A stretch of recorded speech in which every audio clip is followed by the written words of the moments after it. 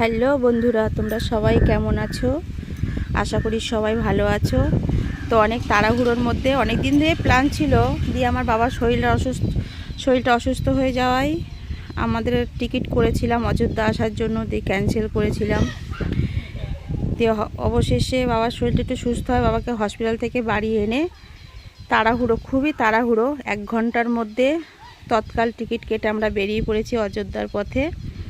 তো খুব তাড়াহুড়োর মধ্যে প্রথম থেকে ভিডিওটা দিতে পারিনি, তবে আমরা ব্যান্ডেল থেকে উঠেছিলাম গাড়িতে অযোধ্যার ট্রেনে।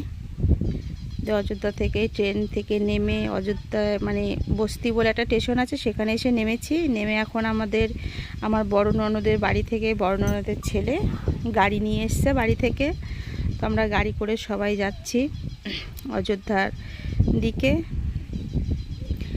বড় ননদের বাড়িটা একটু দূরে, স্টেশন থেকে বললো আধা ঘন্টা লাগবে। আমরা সবাই, যে ছোট ননদ, আমার ছোট ননদের মেয়ে ছেলে, আমি, আমার ছেলে মেয়ে, ননদের বর, আমার বড় যা। ছোটো জায়েরও আসার কথা ছিল, কিন্তু ছোটো জায়ের ঘর ভেঙেছে, ঘরে হাত দিয়েছে, এই জন্য ও আর আসতে পারিনি। তো আমরা এলাম, যে আমার এটা বড় যা।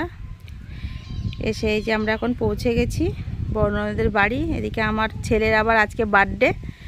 তো বড় ননদকে বলেছিলাম যে আমার ছেলের এরকম বার্থডে, তো বললো ঠিক আছে তুমি আসো, কোনো চিন্তা করতে হবে না। দেখো সবাই, আমার বড় ননদ এদিকে কত কিছু করেছে আমার ছেলের জন্য। পাড়ার লোকজন নিমন্ত্রণ করেছে, এত লোক এসেছে, তারপরে বেলুন টাঙিয়েছে, কেক এনেছে। এই যে কেকটা দেখো, অবশ্য আমরা আবার কলকাতা থেকে গেছি, ওখানকার লোক আমাদেরও দেখতে এসেছে, কেক এনেছে। যে আমার ছেলে এখন কেক কাটবে।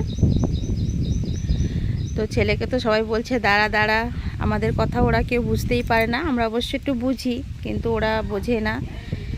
যে আমার ছেলেকে সবাই ডাকছে আয়। এই যে আমার ছেলে গেছে কেক কাটবে।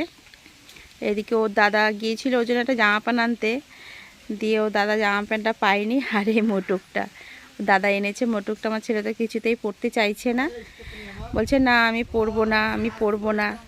বলছে পর, ওর পিসি বলছে পর। এই যে ওর পিসি গেছে, ওর পিসি ওর কপালে একটা তিলক দিয়ে দিয়েছে, ওটা রাম মন্দিরের। আমার ছেলের দেখো অবস্থা। যেই সবাই বলেছে আর কি বার্থডে, হ্যাপি বার্থডে, সবাই বেলুন নিয়ে কাড়াকাড়ি ফাটাফাটি শুরু করেছে। খুব মজা, খুবই মজা হচ্ছে ননদের বাড়িতে এসে।